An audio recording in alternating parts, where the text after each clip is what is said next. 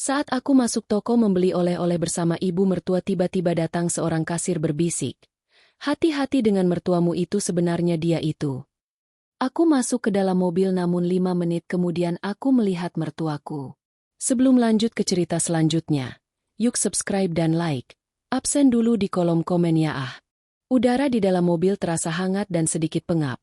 Campuran aroma parfum mobil rasa vanila dengan sisa-sisa bau keripik udang yang baru saja kami habiskan. Di luar, matahari sore memandikan jalanan tol dengan cahaya keemasan yang menyilaukan, mengubah deretan pohon dan bangunan di kejauhan menjadi siluet hitam yang bergerak malas. Kami dalam perjalanan pulang, mengakhiri liburan 3 hari yang menyenangkan di sebuah kota pegunungan yang sejuk. Rasa lelah yang puas menyelimuti kami. Jenis kelelahan yang datang setelah tawa dan jalan-jalan panjang.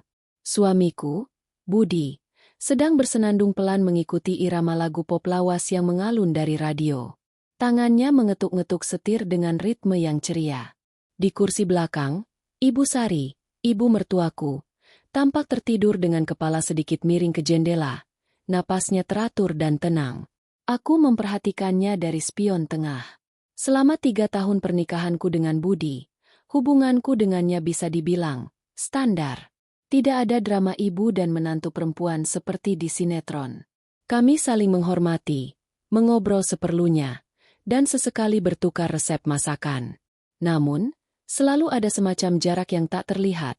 Sebuah kecanggungan tipis yang membuat obrolan kami tidak pernah benar-benar mengalir bebas. Aku selalu menganggap itu wajar. Mungkin karena perbedaan generasi atau sekadar sifat kami yang memang tidak terlalu cocok. Aku adalah orang yang lebih banyak berpikir. Sementara Ibu Sari tampak begitu sederhana dan lurus dalam menjalani hidup. Kita berhenti di rest area depannya. Yang? Mau beli oleh-oleh buat orang kantor. Sekalian aku mau ke toilet. Suara Budi memecah lamunanku. Aku mengangguk. Boleh. Mas. Aku juga mau cari camilan buat di jalan. Tak lama kemudian, mobil kami berbelok memasuki area peristirahatan yang ramai. Budi memarkir mobil di dekat sebuah toko oleh-oleh yang besar dan mencolok dengan papan nama berwarna-warni. Ibu Sari terbangun, mengerjapkan matanya yang tampak sedikit bengkak. Sudah sampai mana ini? Tanyanya dengan suara serak khas orang bangun tidur. Di tempat beli oleh-oleh, Bu. Ibu mau ikut turun atau tunggu di mobil saja? Tawar Budi sambil melepas sabuk pengamannya. Oh, ibu ikut. Mau cari titipan Bu Laksmi, katanya di sini ada dodol yang enak sekali. Jawabnya sambil merapikan jilbabnya yang sedikit kusut. Budi bergegas menuju toilet sementara aku dan Ibu Sari masuk ke dalam toko. Aroma manis dari aneka kue dan penganan langsung menyambut kami. Rak-rak tinggi menjulang, dipenuhi dengan segala macam produk lokal, dari keripik aneka rasa, kue lapis, hingga kerajinan tangan. Suasananya riuh rendah dengan suara pengunjung lain dan musik daerah yang diputar melalui pengeras suara. Rina mau beli apa? Tanya Ibu Sari. Matanya berkeliling dengan antusias. Paling cari beberapa keripik saja, Bu. Sama mungkin kopi untuk ayah. Jawabku sambil mengambil sebuah keranjang belanja. Kami berpencar sejenak, menelusuri lorong-lorong yang berbeda. Aku melihat Ibu Sari dengan cermat memilih beberapa kotak dodol dan manisan. Persis seperti yang ia katakan tadi. Ia tampak begitu normal. Begitu. Seperti ibu-ibu pada umumnya. Aku bahkan sempat merasa sedikit bersalah atas perasaan canggung yang sering kurasakan di dekatnya. Mungkin aku saja yang terlalu banyak berpikir. Setelah keranjang kami terisi penuh, kami berjalan menuju kasir. Antreannya tidak terlalu panjang. Hanya ada 1 orang di depan kami. Saat giliran kami tiba, aku yang maju untuk membayar, sementara Ibu Sari berdiri sedikit di belakangku, sibuk memeriksa kembali barang belanjaannya. Di balik meja kasir, seorang gadis muda dengan rambut dikuncir kuda menyambutku dengan senyum tipis. Namanya, Maya, tertulis di tanda pengenal yang tergantung di lehernya. Matanya tampak lelah, tetapi ada sesuatu yang lain di sana. Seberkas kegelisahan yang aneh. Ia memindai barang-barangku dengan gerakan cepat dan efisien. Saat aku hendak mengeluarkan dompet, Budi tiba-tiba muncul di sampingku, menepuk bahuku pelan. Udah selesai, Yang? Aku sekalian bayar rokok ya. Katanya sambil meletakkan sebungkus rokok di meja kasir. Lalu ia melirik ke belakang. Loh, ibu mana? Aku dan Budi menoleh. Ibu Sari tidak lagi di belakangku. Mataku menyapu sekitar dan menemukannya di dekat rak minuman dingin. Sepertinya ia ingin mengambil sebotol teh. Itu di sana, Mas, kataku. Saat itulah momen aneh itu terjadi. Ketika perhatianku dan Budi teralihkan sejenak, kasir itu, Maya, mencondongkan tubuhnya ke depan. Wajahnya begitu dekat hingga aku bisa merasakan embusan napasnya yang hangat. Matanya melirik panik ke arah Ibu Sari, lalu kembali padaku. Dengan suara yang nyaris tak terdengar, seperti desisan ular, ia berbisik cepat. Hati-hati dengan mertuamu itu. Sebenarnya dia itu. Kalimatnya terputus. Tepat di ujung kalimatnya, Ibu Sari sudah kembali berdiri di sampingku sambil tersenyum ramah dan memegang sebotol teh. Sudah mau bayar ya? Ini tolong sekalian ya, Rina. Jantungku serasa berhenti berdetak. Aku terpaku, menatap wajah Maya yang kini sudah kembali tegak. Wajahnya pucat pasi dan tangannya sedikit gemetar saat mengambil botol teh dari tangan Ibu Sari. Ia sama sekali tidak berani menatapku lagi. Aku menoleh ke arah ibu mertuaku, mencari-cari tanda keanehan. Tetapi yang kutemukan hanyalah senyum lembut dan tatapan bingung. Ada apa, Rina?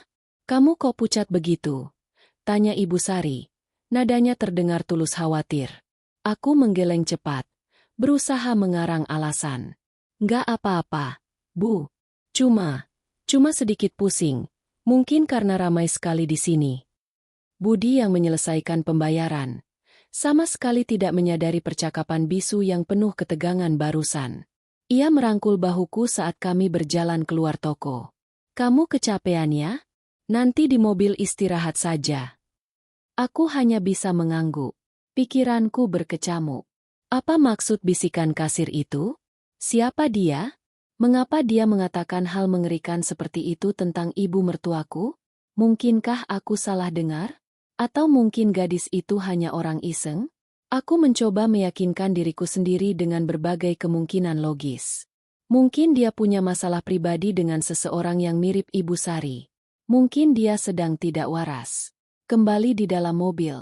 Suasana kembali normal. Budi kembali menyetir. Ibu Sari membuka botol tehnya. Dan radio kembali memutar lagu-lagu ceria. Namun bagiku, udara di dalam mobil kini terasa berat dan menyesakan.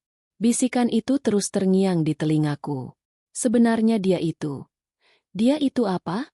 Seorang penipu? Seorang yang punya niat jahat? Pikiran-pikiran liar itu terasa begitu absurd saat aku melirik ke kursi belakang, di mana Ibu Sari sedang dengan tenang memandangi pemandangan dari jendela. Aku pasti hanya berhayal. 5 menit berlalu. Mobil melaju dengan kecepatan konstan. Aku mulai berhasil menenangkan diriku. Itu hanya omong kosong. Angin lalu. Aku tidak boleh merusak sisa perjalanan ini dengan prasangka konyol. Untuk mengalihkan perhatian, aku iseng melihat ke spion tengah, berniat memperbaiki posisi dudukku. Pandanganku bertemu dengan pantulan kursi belakang. Awalnya semua tampak biasa. Lalu, jantungku serasa diremas oleh tangan es. Dalam pantulan cermin itu, aku melihat pemandangan yang seharusnya tidak mungkin terjadi. Wanita yang duduk di kursi belakang, wanita yang kupanggil Ibu, selama 3 tahun ini, sedang melakukan sesuatu yang membuat darahku membeku. Dengan gerakan yang begitu terlatih dan tanpa ragu, jemarinya menyelinap ke pelipisnya, menarik lepas wig abu-abu yang selama ini membingkai wajah keibuannya. Dalam satu gerakan mulus, rambut palsu itu terlepas, menampakkan rambut asli di bawahnya, hitam legam, pendek, dan bergaya modern. Namun bukan hanya itu. Wajahnya berubah. Kerutan lembut di sekitar matanya yang selalu tampak ramah kini mengeras.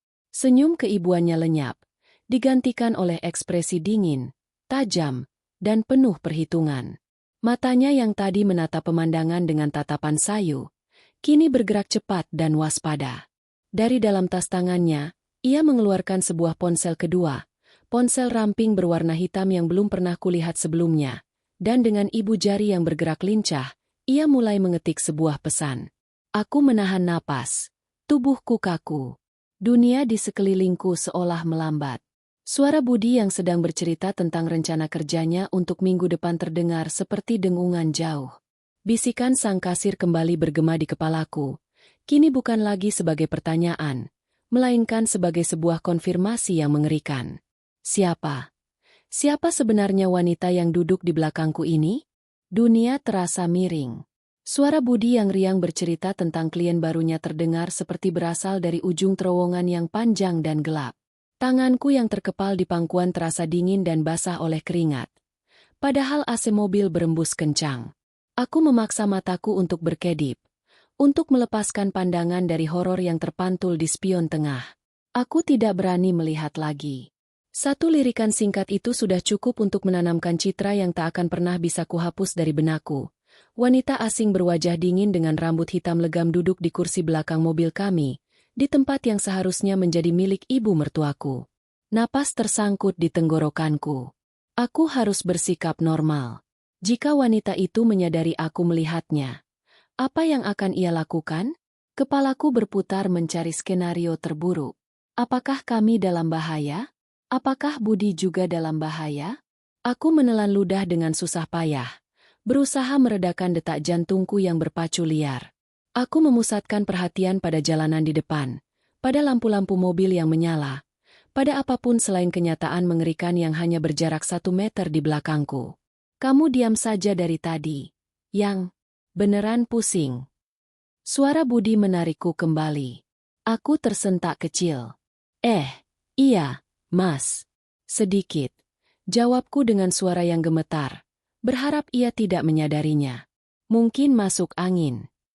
Untungnya, Budi terlalu fokus pada jalanan yang mulai padat menjelang masuk kota. Sisa perjalanan terasa seperti selamanya. Setiap detik adalah siksaan. Aku bisa merasakan kehadiran wanita itu di belakangku, sebuah energi dingin yang mengancam. Aku membayangkan ia sedang memasang kembali wig abu-abunya, mengubah ekspresinya kembali menjadi senyum ramah yang palsu, bersiap untuk melanjutkan sandiwaranya. Perutku mulas membayangkannya. Setibanya di rumah, pemandangan yang kutakutkan benar-benar terjadi. Saat Budi mematikan mesin mobil, aku melirik sekilas ke belakang. Wanita itu sudah kembali menjadi Ibu Sari yang kami kenal. Rambut abu-abunya tertata rapi. Wajahnya menampilkan ekspresi lelah namun damai. Seolah-olah transformasi mengerikan di mobil tadi hanyalah halusinasi akibat kelelahanku. Alhamdulillah, sampai juga, katanya sambil meregangkan tubuh. Terima kasih ya, Nak Budi, Rina. Liburannya menyenangkan sekali. Suaranya terdengar begitu normal, begitu keibuan. Kepalsuannya membuatku ingin muntah. Budi membantunya turun dan membawakan tasnya. Aku mengikuti dari belakang dengan langkah kaku. Kakiku terasa seperti jeli. Rumah kami, yang biasanya menjadi tempatku merasa aman dan nyaman, kini terasa seperti sarang penyamun. Setiap sudutnya terasa mengancam. Bagaimana bisa aku tidur di bawah atap yang sama dengan penipu ini? Malam itu, aku nyaris tidak bisa tidur. Aku berbaring di samping Budi yang sudah terlelap. Mataku terbuka lebar menatap langit-langit kamar yang gelap. Setiap suara kecil di rumah, derit lantai, suara kulkas, membuatku terlonjak kaget. Pikiranku terus memutar ulang bisikan Maya si kasir dan pemandangan di spion. Semuanya kini terasa begitu nyata. Keraguan yang selama ini hanya berupa kecanggungan samar, kini tumbuh menjadi pohon ketakutan yang akarnya mencengkeram hatiku. Keesokan harinya, aku memutuskan untuk melakukan sesuatu. Aku tidak bisa hidup dalam ketakutan ini. Aku harus mengumpulkan bukti, meyakinkan diriku sendiri, dan juga Budi, bahwa aku tidak gila. Aku mulai mengamati wanita itu dengan ketajaman seekor elang. Kejanggalan pertama muncul di dapur. Pagi itu, ia menawarkan diri untuk membuatkan sarapan nasi goreng, hidangan yang menurut Budi adalah keahlian utama ibunya sejak ia kecil. Aku memperhatikannya dari meja makan, pura-pura membaca berita di ponsel. Ia bergerak dengan percaya diri, tetapi ada yang salah. Ia memasukkan bawang putih terlebih dahulu sebelum bawang merah. Sesuatu yang selalu dikatakan Ibu Sari asli kepadaku adalah sebuah Kesalahan fatal, karena bawang putih lebih cepat gosong. Lalu, ia menambahkan kecap manis terlalu awal, membuat nasi menjadi sedikit lengket dan warnanya tidak merata. Nasi gorengnya memang bisa dimakan, tetapi rasanya jauh berbeda dari nasi goreng legendaris yang sering Budi ceritakan. Saat sarapan, Budi melahapnya tanpa curiga. "Wah, nasi goreng ibu memang yang terbaik," pujinya. Wanita itu tersenyum puas. "Tentu saja. Resep turun-temurun. Aku tidak tahan. Biasanya ibu masukin bawang merah dulu, kan? Biar lebih wangi?" Tanyaku dengan nada sehati-hati mungkin. Senyum di wajahnya sedikit memudar. Ia menatapku sejenak. Tatapannya tajam sebelum kembali melembut. "Oh, itu kalau sedang tidak buru-buru. Rina, pagi ini kan kita semua harus cepat.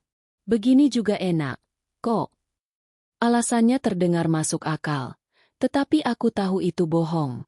Keanehan lain muncul di sore hari. Aku sengaja mengeluarkan album foto lama saat kami bersantai di ruang keluarga. Aku membukanya di halaman yang berisi foto-foto Budi saat masih balita. "Lihat, Bu.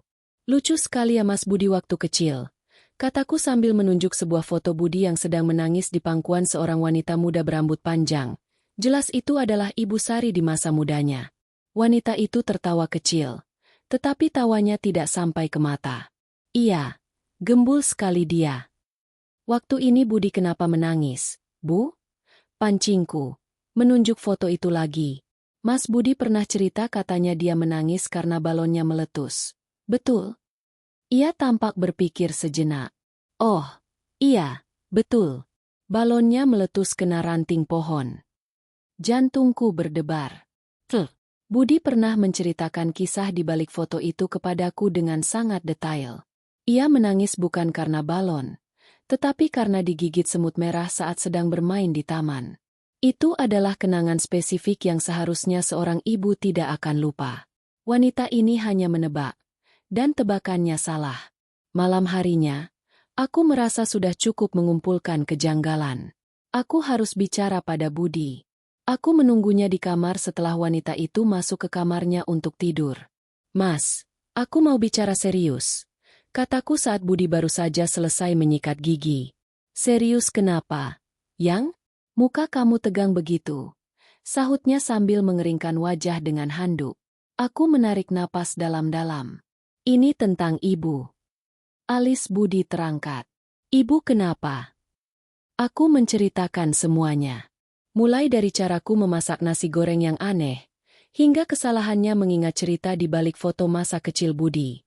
Aku mencoba menyampaikannya dengan tenang dan logis, menyajikan fakta-fakta kecil itu sebagai sebuah pola yang janggal. Reaksi Budi jauh dari yang kuharapkan. Awalnya ia hanya mendengarkan dengan sabar, tetapi lama-kelamaan ekspresinya berubah menjadi tidak suka. "Rina, sudahlah," katanya dengan nada lelah. "Soal nasi goreng, mungkin ibu cuma mau coba cara baru. Soal foto, ya ampun. Itu kan sudah puluhan tahun yang lalu. Wajar kalau ibu lupa detailnya. Beliau kan sudah tidak muda lagi." "Tapi ini aneh, Mas. Rasanya bukan seperti ibu yang aku kenal." Desaku. Suaraku mulai meninggi karena frustrasi. Dan saat itulah Budi mengatakan sesuatu yang menusuk hatiku. "Atau mungkin kamu saja yang tidak pernah benar-benar berusaha mengenal ibu," katanya dengan tatapan kecewa. "Aku tahu hubungan kalian agak canggung, tapi jangan sampai kamu berprasangka buruk seperti ini padanya. Dia itu ibuku. Rina, aku tahu ibuku seperti apa." Aku terdiam. Lidahku keluh. Air mata mulai menggenang di pelupuk mataku. Ia sama sekali tidak percaya padaku. Ia pikir aku hanya seorang menantu yang jahat dan pencemburu. Haruskah aku menceritakan tentang wig itu? Tentang bisikan di toko? Jika ia menolak mentah-mentah bukti kecil ini, ia pasti akan menganggapku sudah gila jika aku menceritakan hal yang lebih absurd. "Aku cuma khawatir, Mas," bisikku lirih. Budi menghela napas dan memelukku. "Aku tahu. Tapi kamu terlalu lelah saja. Liburan kemarin pasti menguras tenaga. Sudah ya, jangan pikirkan yang aneh-aneh. Besok juga semua terasa normal lagi."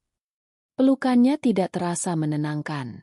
Justru terasa seperti dinding yang memisahkanku darinya. Malam itu, aku kembali tidak bisa tidur. Tapi kali ini bukan hanya karena takut pada wanita di kamar sebelah. Aku merasa sendirian. Benar-benar sendirian dalam pertarungan ini.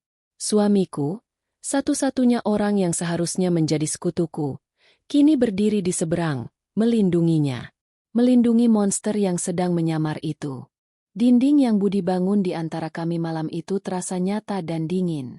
Keesokan paginya, sarapan terasa seperti sandiwara bisu. Budi bersikap seolah tidak ada yang terjadi, mengobrol ringan dengan ibunya tentang cuaca dan berita pagi. Wanita itu, sang aktris ulung, memainkan perannya dengan sempurna, menuangkan teh untuk Budi dan menanyakan rencananya hari itu dengan senyum keibuan yang kini membuatku muak. Aku hanya diam, mengaduk-aduk nasiku tanpa nafsu, merasa seperti orang asing di rumahku sendiri. Aku tahu sekarang, aku tidak bisa mengandalkan siapapun selain diriku sendiri. Rasa takut yang bercampur dengan kekecewaan memberiku sejenis kekuatan baru, tekad yang dingin dan nekat. Kesempatan itu datang lebih cepat dari yang kuduga. Setelah sarapan, saat aku sedang mencuci piring, wanita itu mendekatiku. "Rina, ibu mau pergi sebentar ya?" Katanya dengan nada ramah. "Ada pengajian bulanan di rumah Bu Laksmi, teman lama ibu. Mungkin pulangnya agak sore." Jantungku berdebar sedikit lebih cepat. Ini dia. "Oh, iya, Bu. Hati-hati di jalan," jawabku, berusaha menjaga suaraku tetap datar. Ia mengangguk, lalu mengambil tas tangannya dan pergi setelah berpamitan pada Budi. Aku mendengarkan suara mobilnya menjauh dari garasi hingga benar-benar lenyap di telan kebisingan jalan. Rumah menjadi sunyi. Budi sudah berangkat kerja beberapa menit sebelumnya. Aku sendirian. Sendirian dengan monster yang menyamar itu. Atau setidaknya, sendirian di dalam sarangnya. Aku berdiri mematung di dapur selama beberapa menit. Memastikan ia benar-benar pergi dan tidak akan kembali tiba-tiba. Kemudian, dengan langkah yang kuusahakan mantap meskipun lututku terasa lemas, aku berjalan menuju kamarnya. Kamar tamu yang kini menjadi miliknya. Tanganku gemetar saat memegang gagang pintu. Rasanya salah besar. Melanggar privasi seseorang, apalagi orang yang lebih tua, adalah hal yang tidak pernah terpikirkan olehku. Tapi bisikan Maya dan pemandangan di spion mobil itu bukanlah imajinasi. Ini bukan lagi soal sopan santun. Ini soal keselamatan. Keselamatan keluargaku. Aku menarik napas dalam-dalam, memutar gagang pintu, dan masuk. Kamar itu rapi, bahkan terlalu rapi. Spray tempat tidur ditarik kencang tanpa ada satupun kerutan. Pakaian di gantungan baju tersusun rapi berdasarkan warna. Di atas meja rias, hanya ada beberapa produk kosmetik dasar dan sisir. Tidak ada foto, tidak ada pernak-pernik pribadi, tidak ada tumpukan buku atau majalah. Kamar ini terasa steril dan tidak berpenghuni, seperti kamar hotel yang baru dibersihkan. Sama sekali tidak mencerminkan kepribadian seorang ibu yang telah tinggal di sana selama beberapa minggu. Keanehan ini semakin menguatkan kecurigaanku. Aku harus bergerak cepat. Aku tidak tahu persis kapan ia akan pulang. Aku memulai pencarianku dari tempat yang paling jelas, lemari pakaian. Aku meraba setiap saku pakaiannya, memeriksa tumpukan kain jilbab, bahkan mengangkat beberapa sepatu di bagian bawah. Nil. Semuanya normal.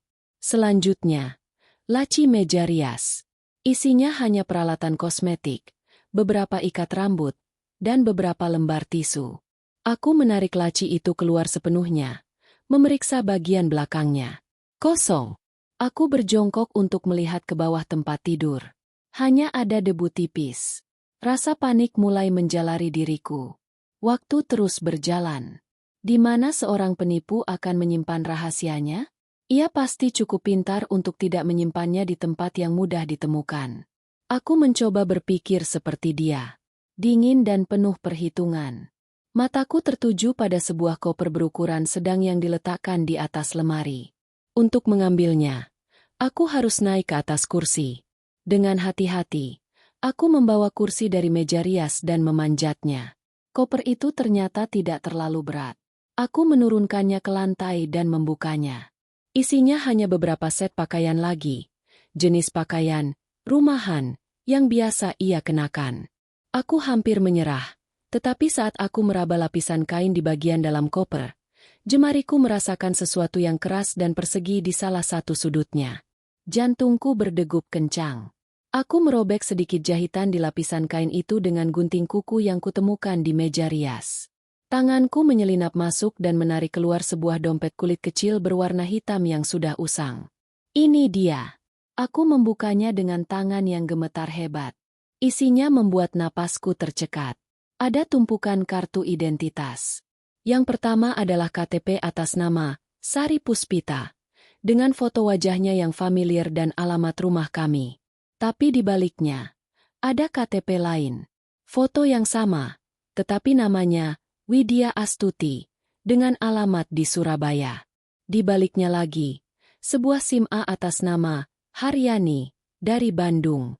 Ada 5 kartu identitas berbeda. Semuanya dengan fotonya tetapi dengan data diri yang berbeda-beda. Napas terasa sesak di dadaku. Ini lebih buruk dari yang kubayangkan. Tapi temuan paling mengerikan ada di bagian lain dompet itu. Sebuah buku catatan kecil bersampul hitam. Aku membukanya perlahan.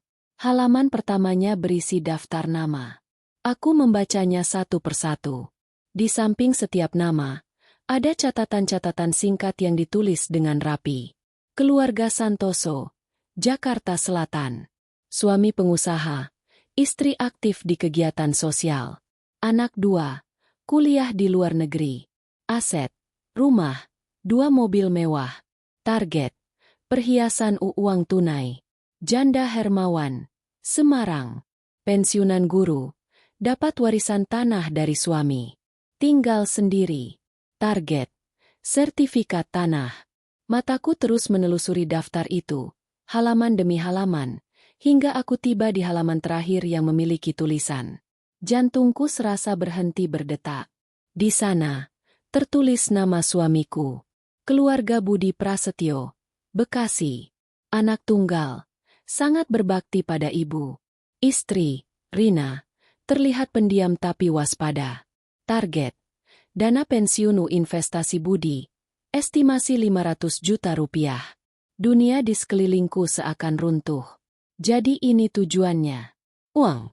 Kami adalah targetnya.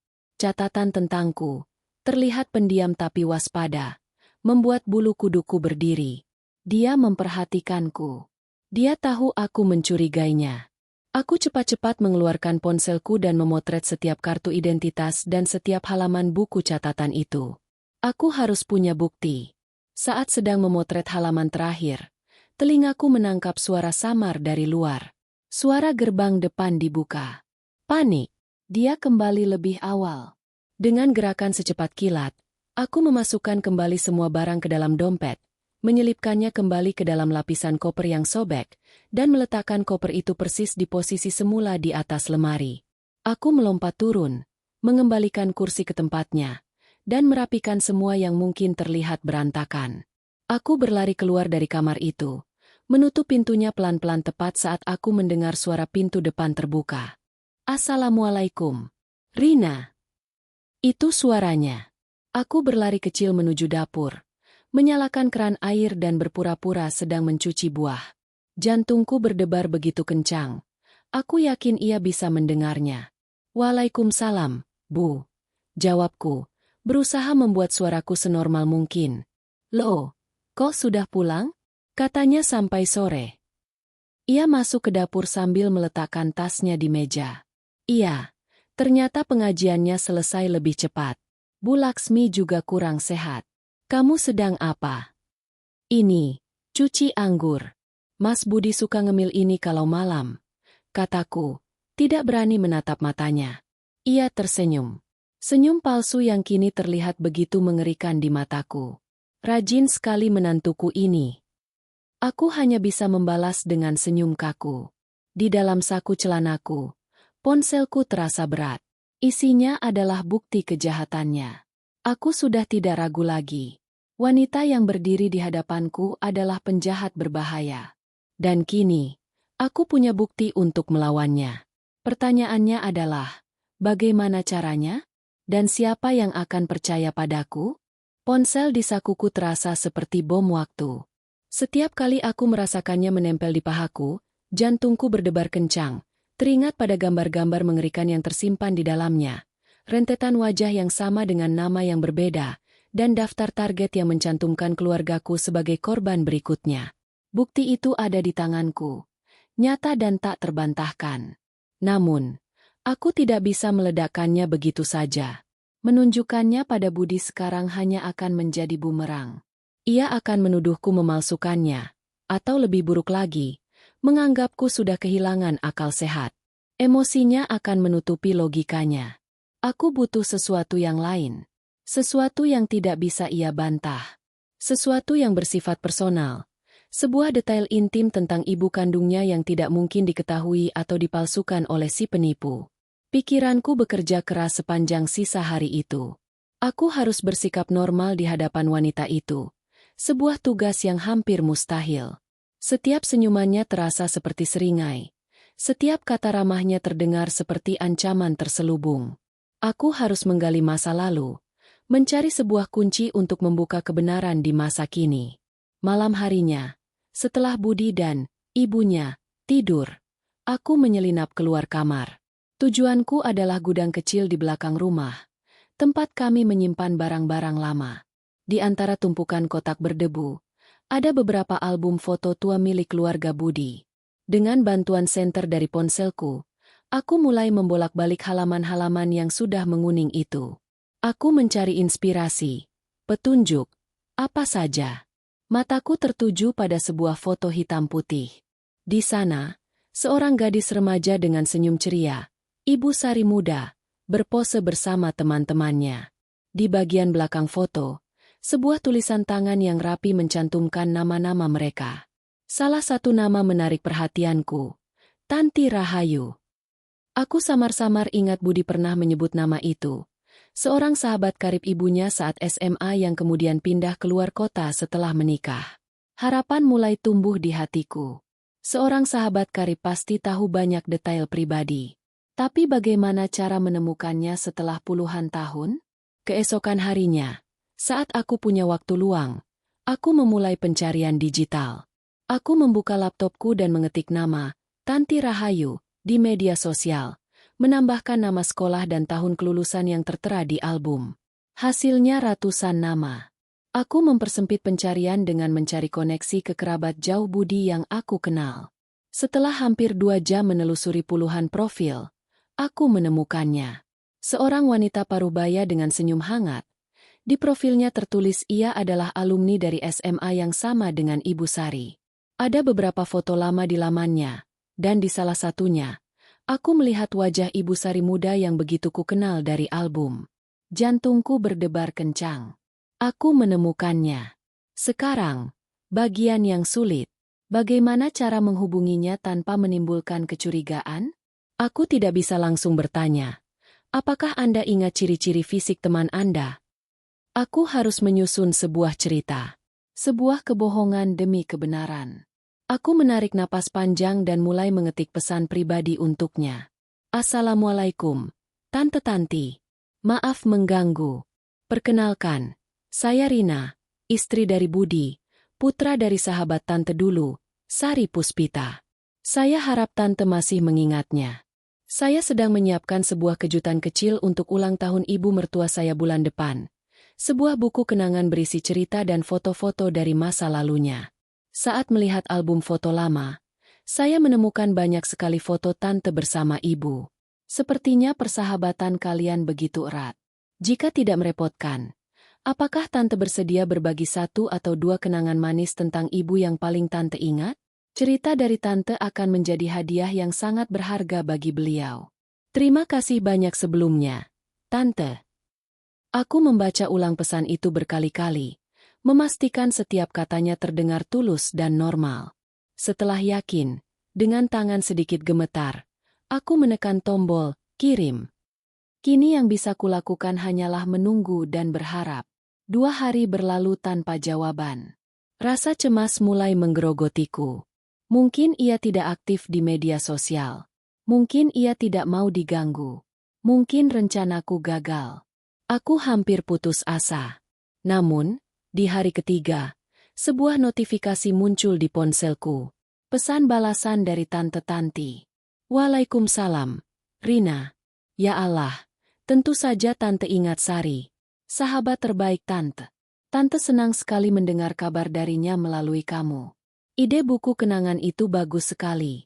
Sari pasti akan terharu. Tentu, Tante mau sekali berbagi cerita. Kalau kamu tidak sibuk, telepon Tante saja besok pagi jam 10.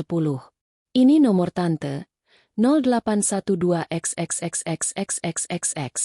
Akan lebih mudah kalau kita mengobrol langsung. Aku membaca pesan itu dengan napas tertahan. Jantungku serasa melompat karena lega. Rencanaku berhasil. Keesokan paginya, tepat jam 10, aku memastikan wanita penipu itu sedang sibuk menonton sinetron favoritnya di ruang TV.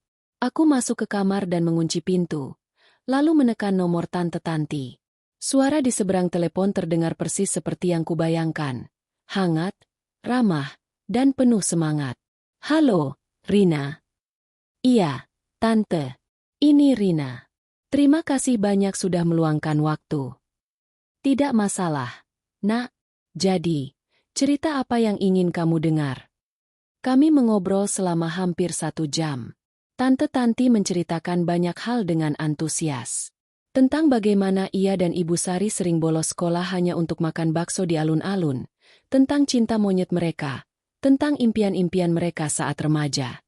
Aku mendengarkan dengan saksama, sesekali tertawa, berusaha terdengar seperti menantu yang berbakti sedang mengumpulkan kenangan indah. Aku sabar menunggu, berharap ia akan menyebutkan sesuatu yang kubutuhkan. Dan kesempatan itu pun datang. Tapi kenangan yang paling tidak bisa Tante lupakan, katanya sambil tertawa kecil, adalah saat kami nekat memanjat pohon jambu air di halaman belakang rumah Sari. Kami ingin mengambil jambu yang paling atas karena kelihatannya paling besar dan merah. Tante sudah berhasil, tapi Sari, yang memang sedikit ceroboh, salah pijak. Dia terpeleset dan jatuh. Aku menahan napas. Jatuhnya tidak tinggi, sih. Tapi sialnya, pergelangan tangan kirinya tersangkut dahan yang patah dan tajam. Robek cukup dalam. Kami berdua panik luar biasa. Sejak saat itu, dia jadi punya bekas luka kecil di pergelangan tangan kirinya. Dulu kami sering menjadikannya bahan candaan. Kami bilang itu, tanda persahabatan, kami yang abadi. Tante yakin bekas lukanya pasti masih ada sampai sekarang. Coba saja kamu perhatikan. Aku memejamkan mata, merasakan gelombang kelegaan yang luar biasa membanjiri seluruh tubuhku. Ini dia. Ini adalah kunci yang kucari. Sebuah bukti fisik yang kecil, spesifik, dan permanen. Wah, ada-ada saja ya, Tante, kataku, berusaha menjaga suaraku agar tidak terdengar terlalu gembira. Terima kasih banyak atas ceritanya, Tante. Ini sangat berarti. Setelah menutup telepon, aku duduk terdiam di tepi tempat tidur. Aku tidak perlu memeriksa. Aku tahu dengan pasti. Wanita yang tinggal di rumah ini, yang mengaku sebagai Ibu Sari, tidak memiliki bekas luka apapun di pergelangan tangan kirinya. Aku telah melihat tangannya ratusan kali saat ia memasak, saat kami makan bersama. Kulitnya mulus tanpa cacat. Keraguan terakhir di dalam hatiku kini telah lenyap, digantikan oleh kepastian yang dingin dan tajam. Aku tidak gila. Aku tidak berprasangka. Aku benar. Wanita itu adalah seorang penipu. Dan sekarang, aku punya senjata untuk membuktikannya. Senjata yang tidak bisa dibantah oleh budi sekalipun. Pertanyaannya sekarang bukan lagi tentang apa yang terjadi, tetapi apa yang harus aku lakukan selanjutnya. Bukti ini tidak cukup untuk membawanya ke polisi. Menunjukkan foto KTP palsu dan bekas luka yang tidak ada hanya akan menjadi pertarungan kata-kata. Mereka akan menganggapnya sebagai masalah keluarga. Aku butuh rencana yang lebih besar. Aku butuh sekutu. Pikiranku langsung tertuju pada satu orang. Satu-satunya orang lain di dunia ini yang tahu sebagian dari kebenaran ini. Maya, sang kasir toko oleh-oleh. Aku harus menemukannya. Kepastian adalah pedang bermata dua. Di satu sisi, ia memberiku kekuatan dan tujuan yang jelas. Aku tidak lagi tersiksa oleh keraguan. Di sisi lain, ia menenggelamkanku dalam lautan ketakutan yang lebih dalam. Karena kini aku tahu monster yang kuhadapi benar-benar nyata. Setiap detik yang kuhabiskan di bawah atap yang sama dengan penipu itu terasa seperti berjalan di atas lapisan es yang tipis. Aku harus segera bertindak. Aku harus menemukan Maya. Keesokan paginya, aku menyusun alasan. Bu, Rina mau izin keluar sebentar ya. Kataku saat kami selesai sarapan.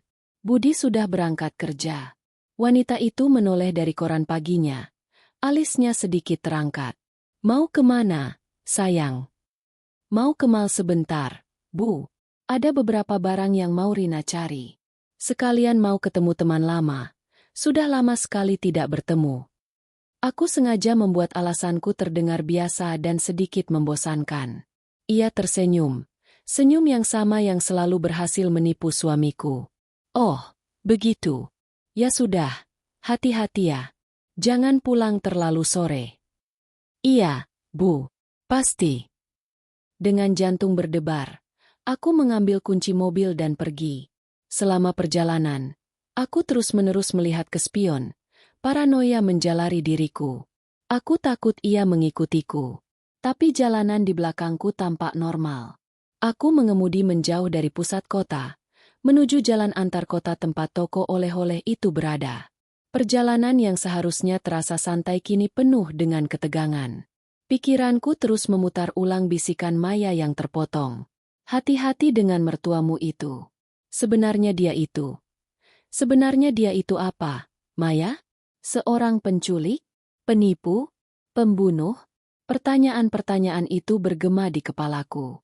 Setelah hampir 1 jam berkendara, aku akhirnya melihat bangunan toko itu dari kejauhan. Bentuknya yang khas langsung ku kenali. Perasaan lega yang aneh menyelimutiku. Setidaknya aku berhasil sampai di sini. Aku memarkir mobilku di seberang jalan dan menatap toko itu. Mempersiapkan diri untuk masuk dan bertanya tentang seorang kasir bernama Maya. Namun, saat itulah perasaanku anjlok. Ada yang aneh. Tempat parkir di depan toko yang dulu ramai kini kosong melompong. Pintu kaca gulungnya tertutup rapat. Dan yang paling membuat hatiku mencelos, sebuah spanduk besar yang sudah sedikit usang tergantung di atasnya. Tulisan berwarna merah itu seakan mengejek usahaku. Disewakan. Tidak mungkin. Aku keluar dari mobil dengan langkah gontai, menyeberang jalan yang sepi. Aku berdiri di depan toko itu, menempelkan wajahku ke kaca yang berdebu. Di dalam, semuanya kosong. Rak-rak pajangan sudah tidak ada. Hanya menyisakan lantai kotor dan beberapa sampah berserakan. Toko itu sudah tutup. Tutup permanen. Rasa putus asa menghantamku seperti gelombang pasang. Harapan satu-satunya, sekutu satu-satunya yang mungkin kumiliki, kini lenyap di telan udara. Maya sudah pergi. Aku terlambat. Bagaimana sekarang? Siapa lagi yang bisa kumintai tolong? Aku bersandar di dinding toko yang dingin, memejamkan mata. Gambaran wajah Budi yang marah saat aku mencoba memperingatkannya melintas di benakku. Aku benar-benar sendirian. Aku berdiri di sana selama beberapa menit, dilumpuhkan oleh keputusasaan. Langit yang mulai mendung seakan mencerminkan suasana hatiku. Akhirnya, dengan langkah berat, aku berbalik dan berjalan kembali menuju mobilku. Aku harus pulang. Pulang ke rumah yang terasa seperti penjara. Menghadapi monster yang tersenyum manis padaku. Saat aku tiba di mobil, tanganku sudah siap membuka pintu ketika mataku menangkap sesuatu. Sesuatu yang seharusnya tidak ada di sana. Terselip di bawah karet wiper kaca depan, ada secari kertas putih kecil yang terlipat rapi. Jantungku berhenti berdetak sejenak. Siapa yang menaruhnya di sini? Aku tidak melihat siapapun sejak tiba. Dengan tangan gemetar, aku mengambil kertas itu. Lipatannya terasa sedikit lembab karena udara mendung. Aku membukanya perlahan. Isinya bukan surat panjang. Hanya beberapa baris tulisan tangan yang rapi dan sedikit miring. Kafe Pelangi, Jalan Merpati nomor 45. Besok, jam 2 siang. Dan di bawahnya, hanya ada satu huruf kapital. M. Napas yang sejak tadi kutahan akhirnya terlepas dalam satu embusan kencang. M. Maya. Pasti Maya. Tapi, bagaimana? Bagaimana ia tahu aku akan datang ke sini hari ini? Bagaimana ia tahu ini mobilku? Apakah ia memperhatikanku sejak awal? Apakah ia mengikutiku? Rasa takut yang baru, yang lebih tajam, menusukku. Ini bukan lagi sekadar seorang kasir yang baik hati yang mencoba memperingatkan pelanggan. Ini lebih dalam dari itu. Maya jelas tahu lebih banyak dari yang ia tunjukkan. Ia pasti tahu siapa aku. Dan ia sengaja meninggalkan pesan ini untukku. Ini bukanlah kebetulan. Ini adalah sebuah undangan yang direncanakan. Aku cepat-cepat masuk ke dalam mobil dan mengunci pintu. Mataku awas memindai sekeliling. Jalanan masih sepi. Tidak ada orang yang tampak mencurigakan. Tapi aku merasa sedang diawasi. Perasaan itu begitu kuat hingga membuat bulu kuduku berdiri. Aku menatap kembali kertas di tanganku. Sebuah alamat, waktu, dan sebuah inisial misterius. Ini adalah sebuah pertaruhan besar. Bertemu dengan orang asing yang jelas-jelas terhubung dengan dunia kriminal yang mengancam keluargaku adalah tindakan gila. Bisa jadi ini adalah jebakan. Jebakan untuk membungkamku selamanya karena aku tahu terlalu banyak. Tapi apa pilihanku yang lain? Kembali ke rumah dan menunggu wanita itu menguras seluruh harta suamiku? Menunggu apa yang akan terjadi pada ibu mertuaku yang asli? Aku tidak bisa. Aku tidak akan membiarkannya. Bisikan Maya adalah percikan api pertama. Temuanku di kamar wanita itu adalah bensinnya. Dan catatan kecil ini adalah korek apinya. Semuanya akan terbakar. Dan aku tidak tahu apakah aku bisa mengendalikan apinya. Tapi aku harus mencoba. Sambil menggenggam erat kertas itu, sebuah keputusan terbentuk di dalam hatiku. Keputusan yang dingin, keras, dan tak tergoyahkan. Aku akan datang. Aku akan menemuinya. Apapun risikonya. Keesokan harinya, jam di dinding terasa berdetak lebih lambat dari biasanya. Setiap detiknya meregang menjadi 1 menit penuh siksaan. Pukul 2 siang terasa seperti di ujung dunia. Aku menghabiskan pagi itu dengan menjadi bayangan di rumahku sendiri. Melakukan pekerjaan rumah tangga dengan gerakan mekanis sementara pikiranku berkecamuk menyusun 1000 skenario. Setiap skenario berakhir dengan bencana. Bagaimana jika ini jebakan? Bagaimana jika Maya bekerja sama dengan mereka untuk membungkamku? Aku pamit pada si penipu dengan alasan yang sama seperti kemarin. Bertemu teman. Wajahnya tidak menunjukkan kecurigaan.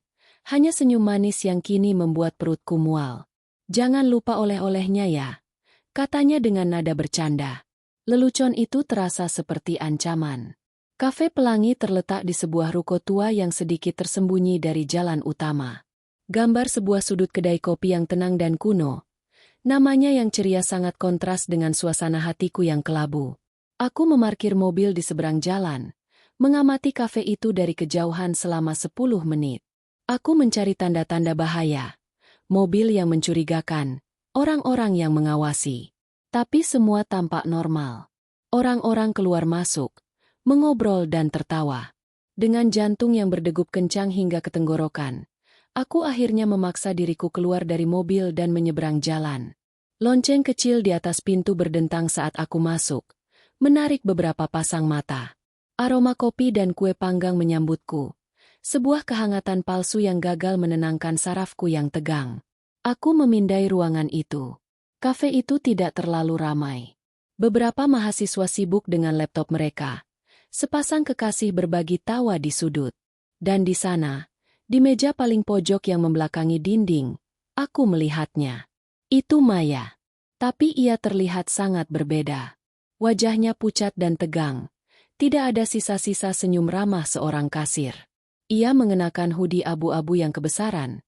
Tudungnya sedikit ditarik ke depan seolah ingin bersembunyi. Matanya yang besar terus bergerak gelisah, mengamati pintu, jendela, dan setiap pengunjung baru. Ia tampak sama takutnya denganku, atau bahkan lebih. Fakta itu memberiku sedikit keberanian. Aku berjalan ke mejanya dengan langkah yang kuusahakan tenang. Ia mengangkat kepala saat aku mendekat. Matanya melebar karena terkejut sekaligus lega. Duduk, bisiknya. Suaranya nyaris tak terdengar. Aku duduk di hadapannya, meletakkan tasku di pangkuan seperti perisai. Kami saling menatap dalam diam selama beberapa detik. Aku membiarkan keheningan itu menggantung, menunggunya untuk memulai. Terima kasih sudah datang. Akhirnya ia berkata. Aku tahu ini berisiko. Aku butuh penjelasan. Kataku langsung pada intinya. Suaraku lebih tegas dari yang kuduga. Bagaimana kamu tahu aku akan datang ke toko kemarin? Kenapa kamu meninggalkanku pesan? Maya menelan ludah. Jemarinya meremas-remas ujung lengan bajunya. Aku mengikutimu. Sejak dari rumahmu. Pengakuannya membuat darahku terasa dingin. Kamu mengikutiku. Aku harus, katanya cepat. Matanya memohon pengertian. Setelah toko ditutup mendadak, aku tidak punya cara lain untuk menghubungimu. Aku tahu kamu pasti akan mencari jawaban di sana. Aku menunggu di dekat sana sejak pagi. Aku harus memastikan hanya kamu yang menemukan pesan itu. Toko itu, kenapa ditutup? Karena kamu, jawabnya pelan. Atau lebih tepatnya, karena aku. Mereka tahu aku memberimu peringatan.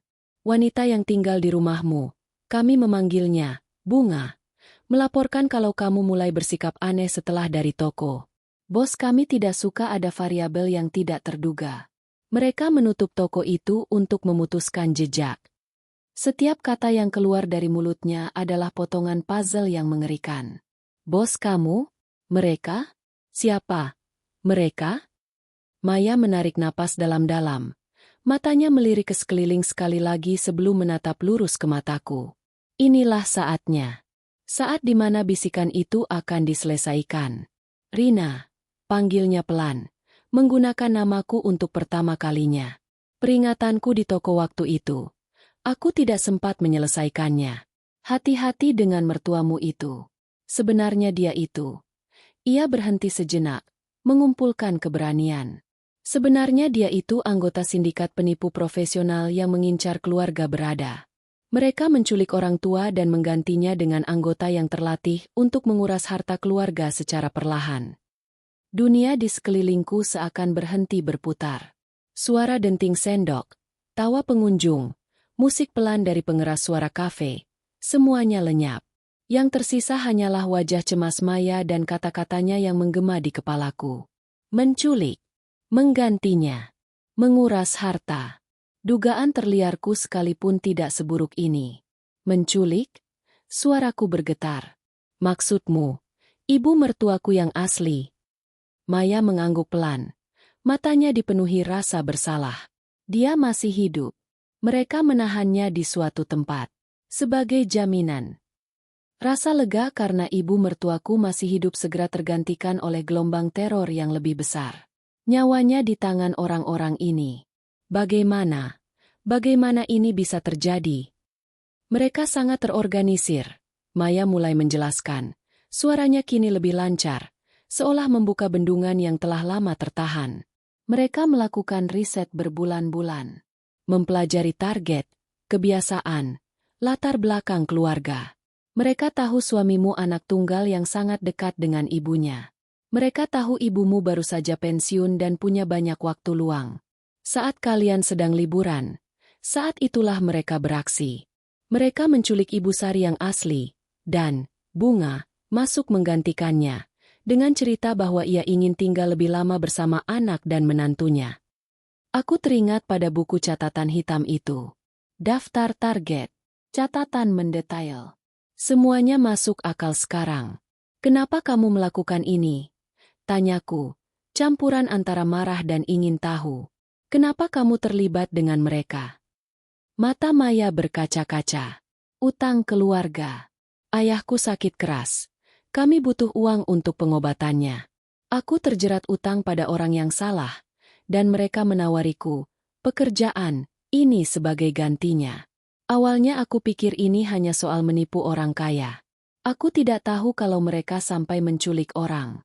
Aku hanya ditugaskan sebagai mata-mata di toko itu, melaporkan target-target potensial.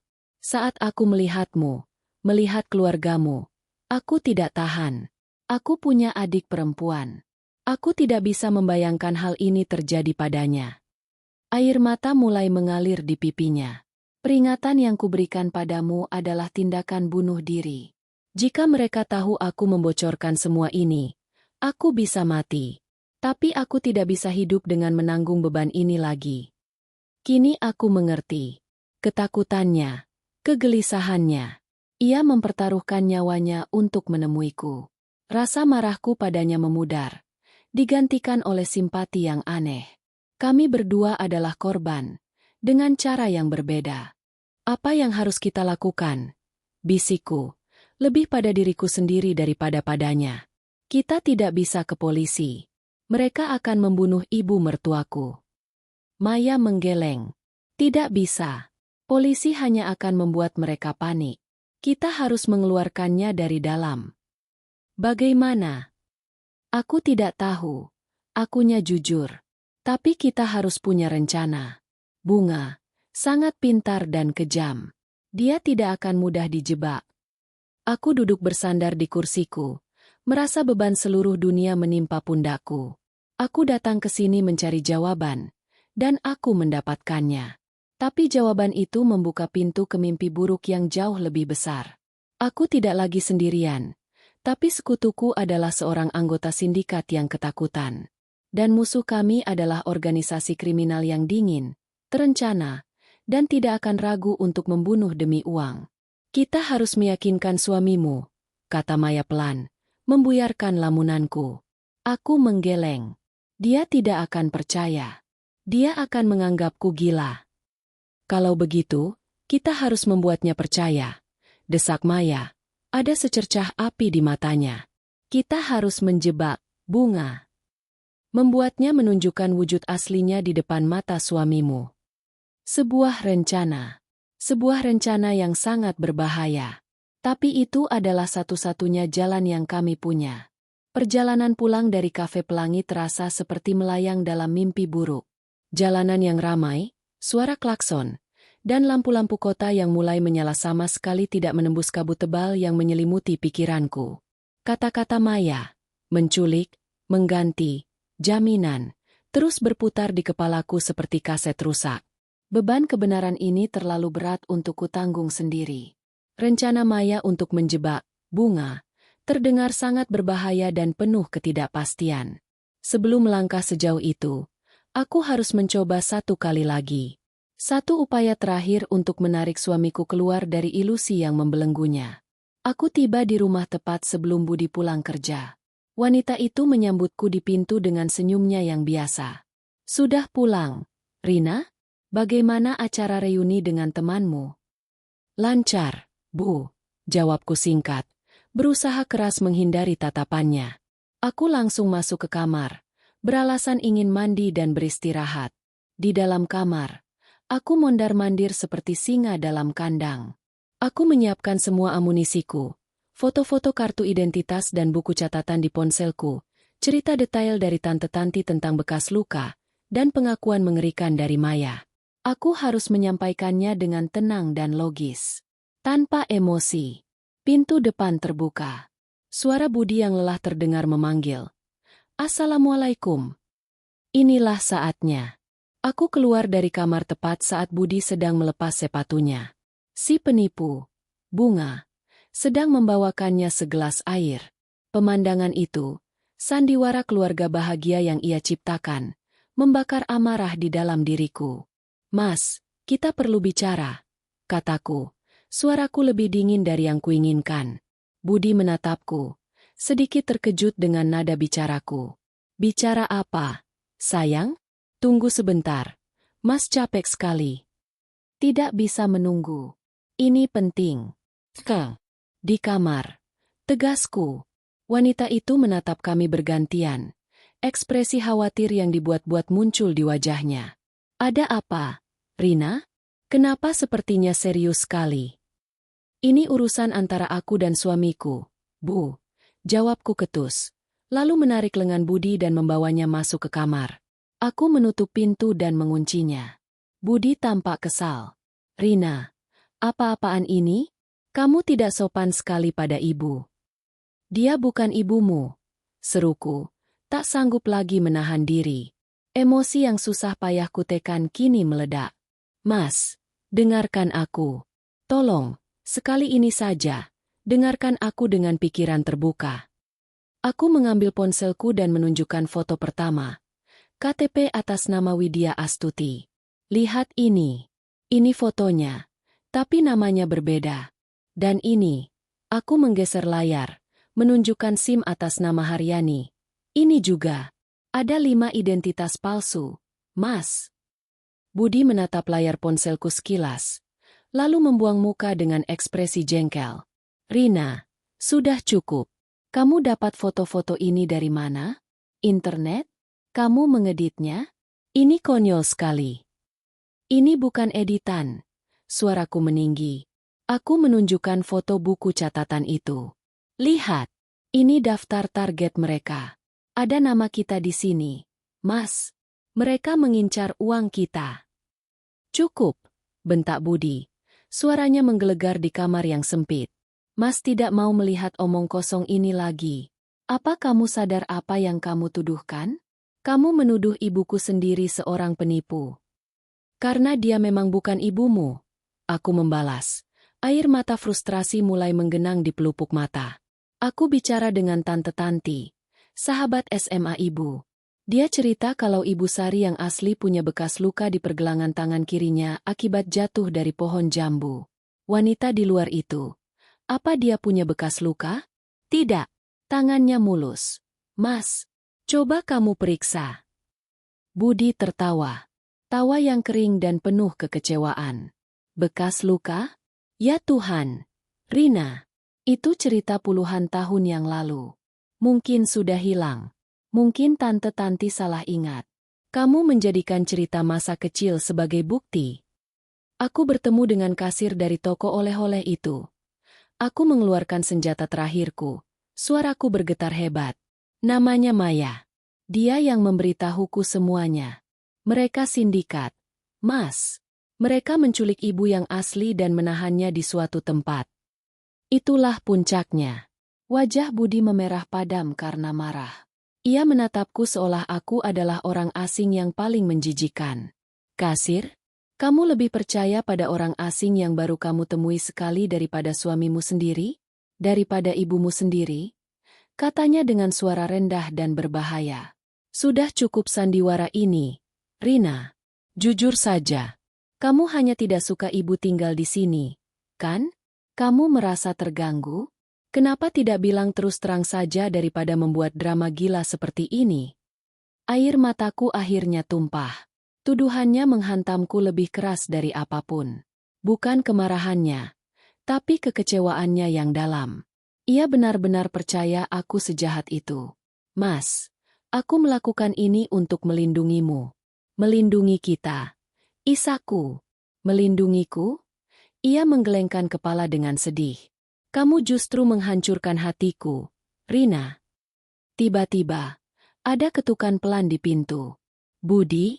Rina, kalian tidak apa-apa? Ibu dengar kalian bertengkar. Itu suara si penipu, terdengar begitu lembut dan penuh perhatian. Budi berbalik dan membuka kunci pintu. Wanita itu berdiri di sana. Matanya yang basah menatap kami dengan ekspresi terluka. Ia telah mendengar semuanya. Tentu saja. Ibu. Panggil Budi dengan suara serak. Wanita itu masuk. Tangannya memegang dada seolah menahan sakit. Rina, nak, apa salah ibu padamu? Tanyanya dengan suara bergetar. Kalau kamu memang tidak ingin ibu tinggal di sini, ibu bisa pergi. Jangan seperti ini. Jangan membuat Budi bingung dan menuduh ibu yang bukan-bukan. Hati ibu sakit sekali. Ia mulai terisak. Tangis yang begitu meyakinkan. Penuh dengan penderitaan seorang ibu yang disakiti. Aktingnya sempurna. Dan itu adalah paku terakhir di peti mati kepercayaanku. Budi langsung menghampiri dan memeluknya. Sudah, Bu. Ibu jangan menangis. Ibu tidak salah apa-apa, katanya. Menenangkan wanita itu sambil menatapku dengan tatapan dingin yang belum pernah kulihat sebelumnya. Tatapan yang menusukku hingga ke tulang. "Rina, Mas sangat kecewa padamu," katanya pelan. Setiap kata terasa seperti tamparan. "Malam ini, kita tidur terpisah. Mas butuh waktu untuk berpikir." Setelah itu, ia menuntun si penipu keluar dari kamar, meninggalkanku sendirian dalam keheningan yang memekakan telinga. Aku jatuh terduduk di lantai. Tangisanku pecah tak tertahankan. Aku kalah. Aku telah menunjukkan semua bukti, membuka semua kartu, tapi aku tetap kalah. Kini aku tahu, Budi tidak akan pernah bisa diyakinkan dengan kata-kata atau bukti. Ia terlalu buta oleh cinta dan baktinya. Malam itu, di tengah isak tangisku, aku menyadari satu hal dengan kejelasan yang menakutkan. Maya benar. Aku tidak punya pilihan lain. Aku harus menjebaknya. Aku harus membuat monster itu menunjukkan wujud aslinya di depan mata Budi sendiri. Dan aku harus melakukannya sendirian. Malam itu adalah malam terpanjang dalam hidupku. Aku tidur di sofa ruang tamu, bukan karena Budi yang menyuruhku, tapi karena aku tidak sanggup berada di kamar yang sama dengannya. Setiap sudut rumah ini terasa mencekik, dipenuhi kebohongan dan penolakan. Tangisanku sudah kering, meninggalkan rasa hampa yang dingin dan keras di dalam dadaku. Kekalahan telak dalam konfrontasi dengan Budi memadamkan sisa-sisa harapan naifku. Aku tidak bisa lagi mengandalkan cinta atau logika untuk memenangkan pertempuran ini. Aku harus bermain dengan aturan musuh, licik, kejam, dan tanpa ampun. Keesokan paginya, aku bangun dengan sebuah resolusi yang membeku di dalam jiwa. Aku akan menjadi aktris yang lebih baik dari penipu itu. Aku akan mengenakan topeng, sama seperti dirinya.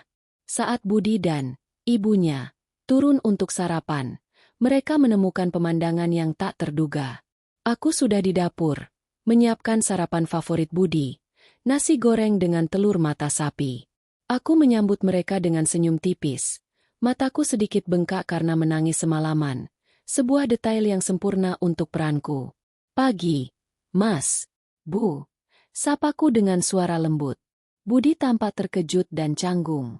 Wanita itu, sebaliknya, menatapku dengan sorot mata yang tajam dan penuh selidik, mencoba membaca permainanku.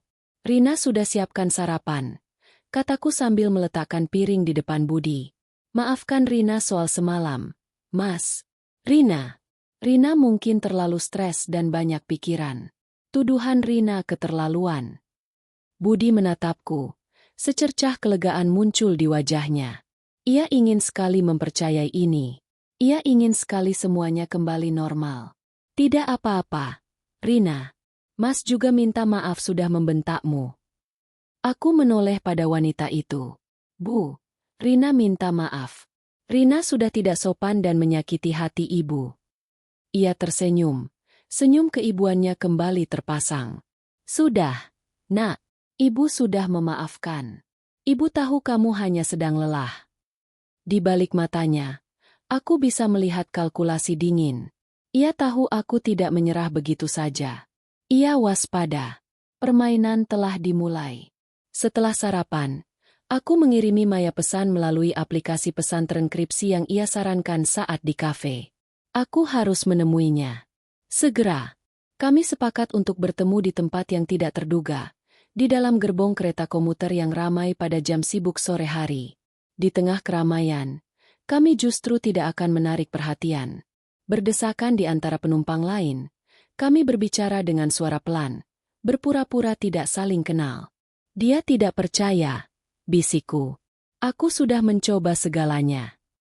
Maya mengangguk. Tidak terkejut. "Aku sudah menduganya. Sekarang apa rencanamu?" "Aku butuh rencanamu," jawabku. "Rencana untuk menjebaknya. Sesuatu yang tidak bisa ia sangkal." Kami terdiam sejenak. Suara derit kereta mengisi keheningan di antara kami. Kemudian, aku mendapatkan ide. Ide yang lahir dari keputusasaan dan buku catatan hitam itu. "Uang," bisikku. "Target mereka adalah uang. Kita akan menggunakan itu sebagai umpan." Aku menjelaskan rencanaku pada Maya. Aku memiliki sejumlah uang warisan dari almarhum orang tuaku, jumlah yang cukup signifikan. Uang yang selama ini kusimpan di rekening pribadiku. Aku akan menggunakannya sebagai umpan. Aku akan memberitahu Budi kalau aku ingin mentransfer semua uang itu ke rekening bersama kami, jelasku. Aku akan bilang ini sebagai permintaan maafku.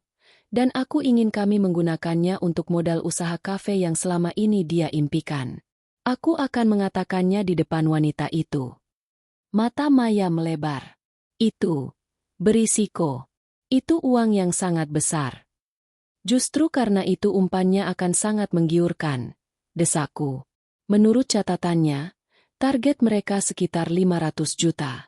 Uang warisanku lebih dari itu. Dia tidak akan bisa menahan diri. Dia akan menjadi serakah dan ceroboh. Lalu apa jebakannya? Tanya Maya. Saat uang itu masuk rekening bersama, dia pasti akan berusaha mengeluarkannya secepat mungkin.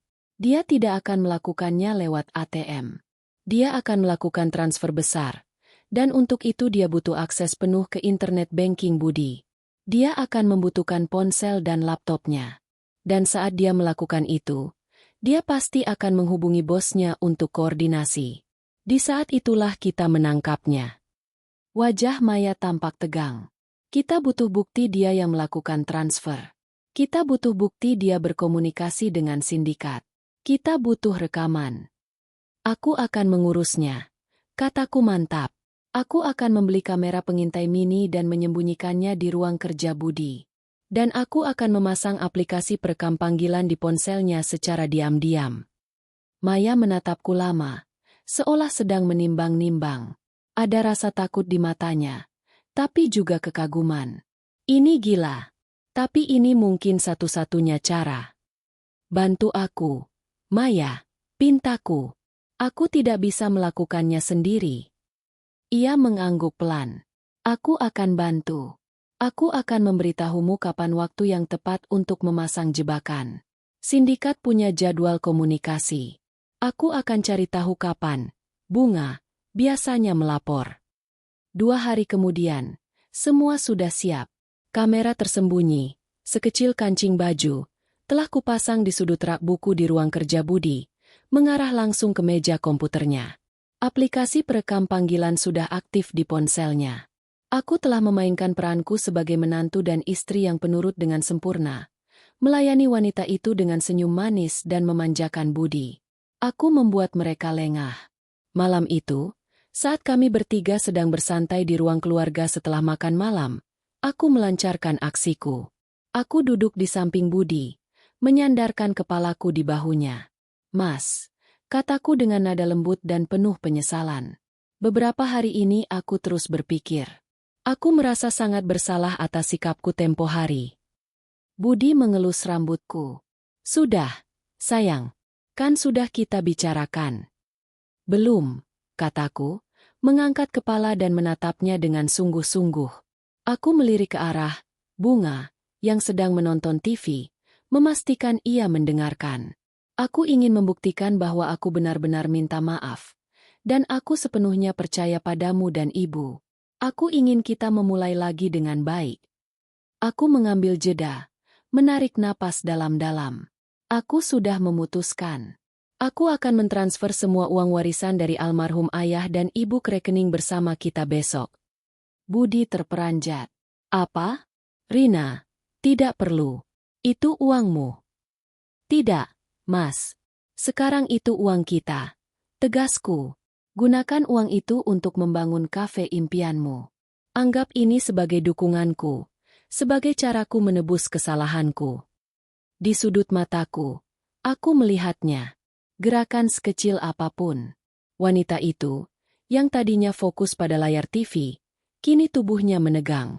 Ia mencoba terlihat biasa saja, tetapi aku bisa melihatnya dengan jelas. Kilatan serakah yang menyala sesaat di matanya sebelum ia berhasil menyembunyikannya di balik senyum keibuannya. Ya Tuhan, Rina, kamu menantu yang baik sekali, katanya dengan suara terharu. Budi, kamu beruntung sekali punya istri seperti dia. Umpan telah dilempar. Dan aku tahu, dari sorot matanya yang sesaat itu, ikan besar yang buas telah menelannya bulat-bulat. Sekarang, yang perlu kami lakukan hanyalah menunggu. dan menarik tali pancing di saat yang tepat. Jebakan telah dipasang. Sehari setelah umpanku dilempar, suasana di rumah terasa aneh, seperti ketenangan sebelum badai. Aku benar-benar mentransfer uang warisanku ke rekening bersama pagi itu, menunjukkan bukti transfer pada Budi sebagai tanda ketulusanku. Budi memelukku erat, berterima kasih dengan mata berkaca-kaca, merasa bersalah karena telah meragukanku. Sementara itu, Bunga, sang penipu, mengawasiku dengan senyum bangga seorang ibu, padahal aku tahu di balik matanya, seekor serigala sedang menghitung mangsanya. Setiap detik terasa menyiksa. Aku terus memeriksa ponselku, menunggu kabar dari Maya. Pesan itu datang sore hari, saat aku sedang berpura-pura menyiram tanaman di taman belakang. Sebuah notifikasi dari aplikasi pesan terenkripsi. Pesannya singkat dan penuh teka-teki, sesuai kesepakatan kami. Jadwal presentasi dimajukan malam ini. Harap siapkan semua materi sebelum jam 11. Jantungku serasa berhenti berdetak. Malam ini. Itu artinya, Bunga akan beraksi malam ini. Pesan berikutnya dari Maya membuat darahku semakin dingin. Tim pendukung sudah siaga di sekitar lokasi. Mereka hanya akan masuk jika kamu memberi sinyal lampu hijau. Pastikan kamu punya bukti yang tidak bisa dibantah. Tim pendukung.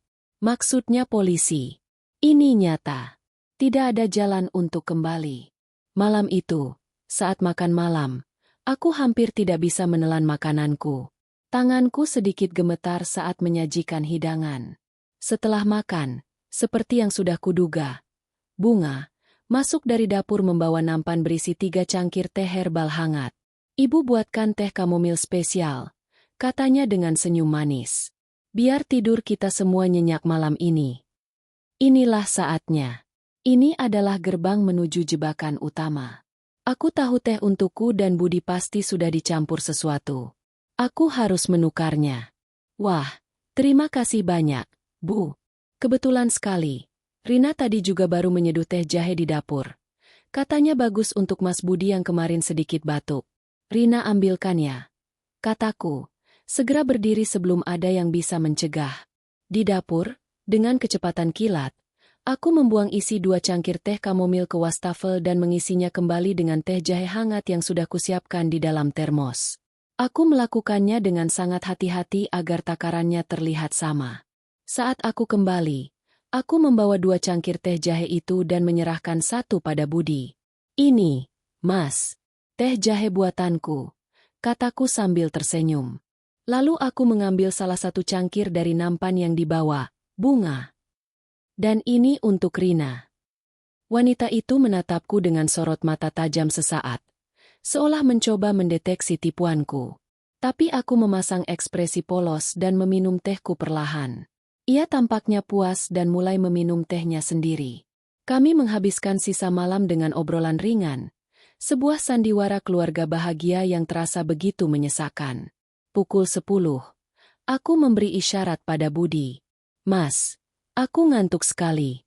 Kita ke kamar duluan ya. Di dalam kamar, setelah mengunci pintu, aku menatap Budi dengan tatapan paling serius yang pernah kuberikan padanya. Mas, aku mohon, bisikku dengan suara bergetar.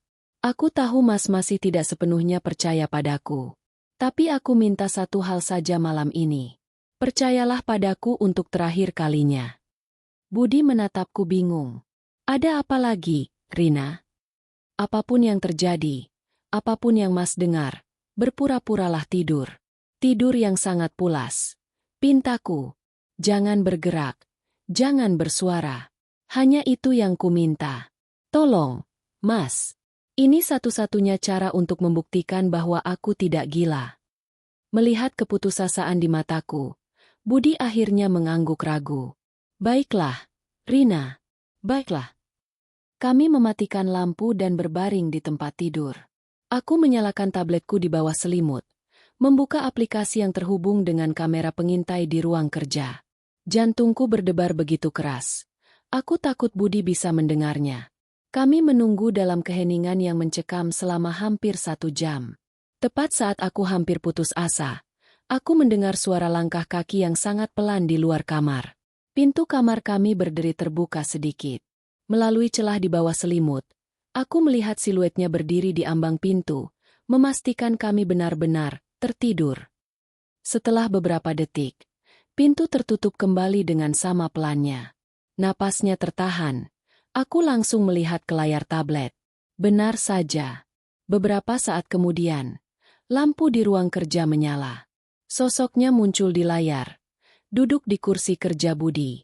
Wajahnya tidak lagi ramah, melainkan dingin, fokus, dan penuh perhitungan. Budi, yang mengintip dari balik bahuku, menahan napasnya. Wanita itu menyalakan laptop Budi dan meletakkan ponsel Budi di sebelahnya. Dengan gerakan yang terlatih, ia membuka situs internet banking, memasukkan username dan password seolah ia sudah menghafalnya di luar kepala. Mataku melirik Budi. Wajahnya pucat pasi. Matanya terpaku pada layar. Tak percaya dengan apa yang ia saksikan. Ia melihat wanita yang ia sebut, ibu, itu dengan lihai memulai proses transfer, memindahkan seluruh uang di rekening bersama kami, uang warisan orang tuaku, ke sebuah rekening dengan nama asing. Setelah transaksi berhasil, wanita itu tidak langsung pergi. Ia bersandar di kursi, tampak puas. Lalu, ia mengeluarkan sebuah ponsel kedua dari sakunya.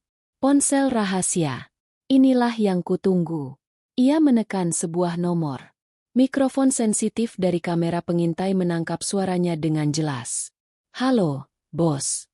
Katanya dengan suara rendah yang sama sekali berbeda dari suara keibuannya yang biasa. Sudah beres. Ikannya sudah masuk jaring. Jumlahnya lebih besar dari perkiraan. Budi gemetar di sampingku.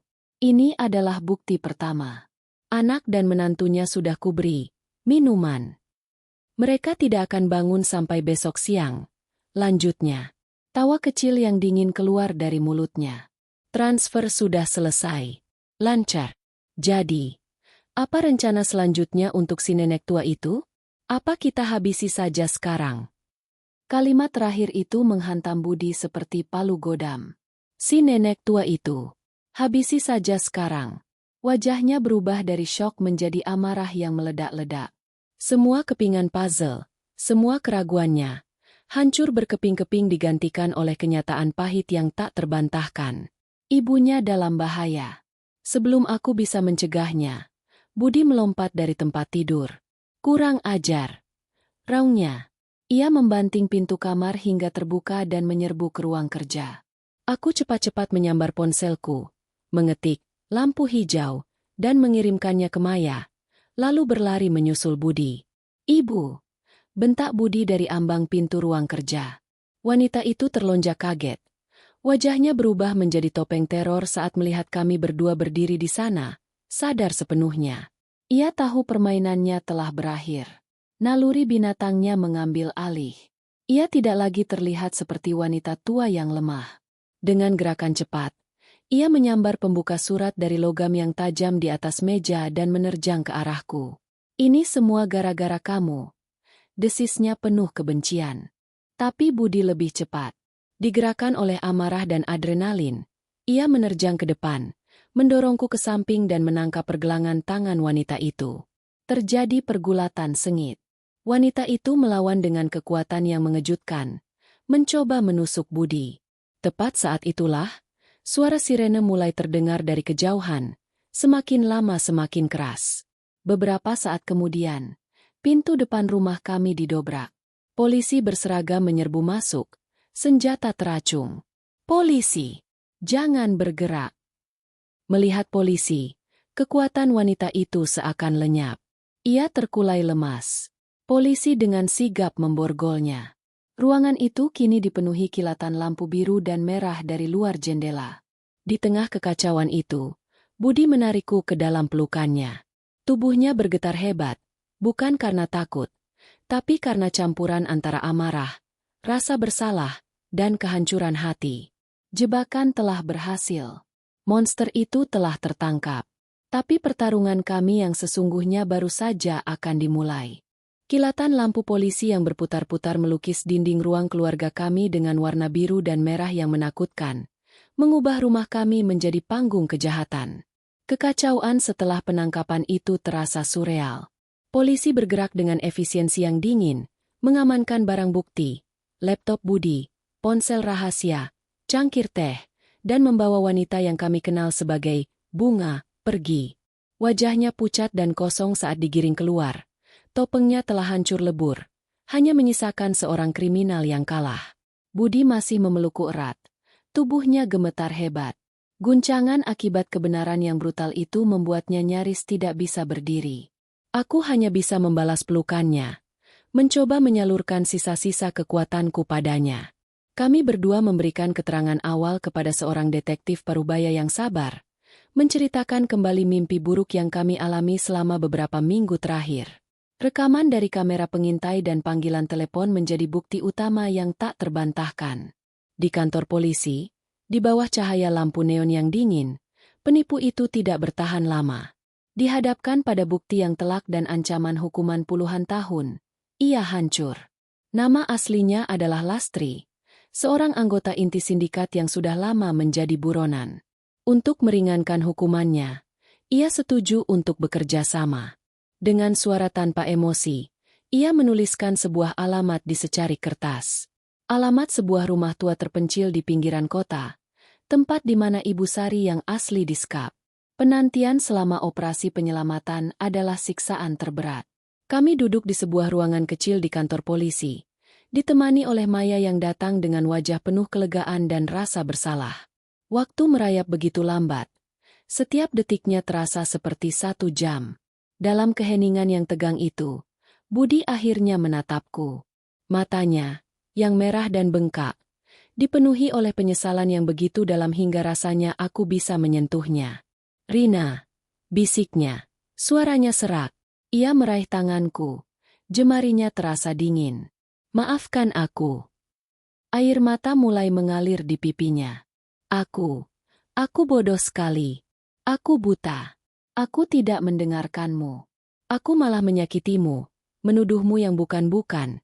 Padahal kamu mempertaruhkan segalanya untuk melindungiku, melindungi ibu. Ia menunduk. Isak tangisnya tertahan. Aku suami yang gagal. Aku hampir saja kehilangan ibu dan juga kamu karena kebodohanku. Kalau terjadi sesuatu padamu atau ibu, aku tidak akan pernah bisa memaafkan diriku sendiri. Aku meremas tangannya erat. "Sudah, Mas. Semua sudah berakhir sekarang. Yang penting kita selamat. Ibu akan selamat." "Tapi aku tidak pantas dimaafkan," katanya. "Kamu begitu berani. Kamu menghadapinya sendirian saat aku justru memusuhimu. Seharusnya aku yang melindungimu, tapi kamulah yang melindungi kami semua." Aku menariknya ke dalam pelukanku.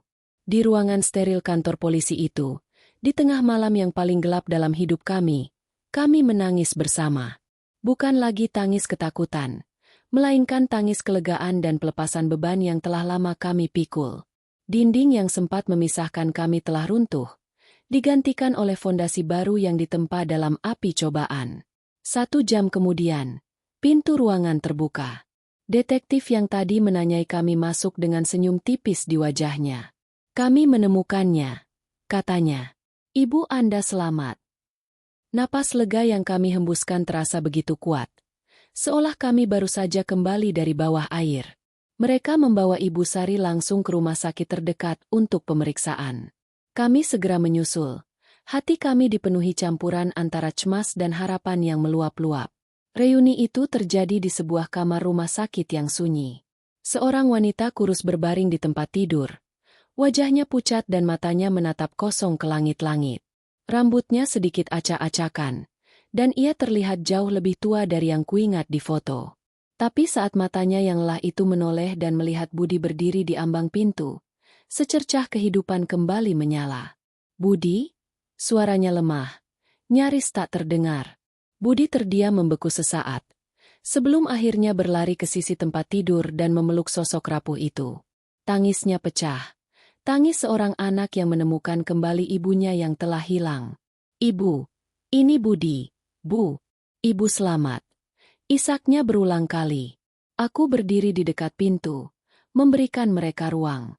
Menyaksikan momen itu, semua rasa lelah, takut, dan marah yang kupendam selama ini seakan menguap, digantikan oleh rasa syukur yang tak terhingga. Beberapa minggu kemudian, fajar yang baru benar-benar tiba untuk keluarga kami. Lastri dan seluruh anggota sindikatnya berhasil ditangkap berkat kesaksiannya dan Maya, yang mendapat perlindungan hukum. Uang warisanku berhasil dibekukan dan dikembalikan utuh. Ibu Sari pulang ke rumah. Kondisinya perlahan membaik. Trauma yang ia alami memang dalam, tapi kehangatan cinta dari putra satu-satunya adalah obat terbaik. Suatu sore, aku, Budi, dan Ibu Sari sedang duduk bersama di teras belakang, menikmati teh hangat. Ibu kini tahu semua cerita yang terjadi. Ia menggenggam tanganku. Matanya yang kini kembali jernih menatapku dengan penuh kehangatan. "Rina," katanya pelan. "Terima kasih. Kamu tidak hanya menyelamatkan nyawa ibu, tapi kamu juga telah menyelamatkan putra ibu. Tidak ada kata yang cukup untuk membalas keberanianmu." Budi tersenyum. Senyum tulus pertama yang kulihat setelah sekian lama. Ia merangkul bahuku. "Ibu benar. Kamu adalah pahlawan di keluarga ini, Rina." Aku hanya bisa tersenyum. Rumah ini tidak lagi terasa seperti penjara. Suasana tegang dan penuh kepalsuan telah lenyap, digantikan oleh kehangatan dan kejujuran. Tragedi mengerikan yang kami alami, yang nyaris menghancurkan kami, justru pada akhirnya mengikat kami lebih erat dari sebelumnya. Aku menatap Budi, dan di matanya, aku tidak lagi melihat keraguan, melainkan cinta, rasa hormat, dan kekaguman yang tak terbatas. Kami telah melewati badai tergelap, dan kini kami siap menyambut cahaya pagi bersama, sebagai sebuah keluarga yang lebih kuat dari sebelumnya.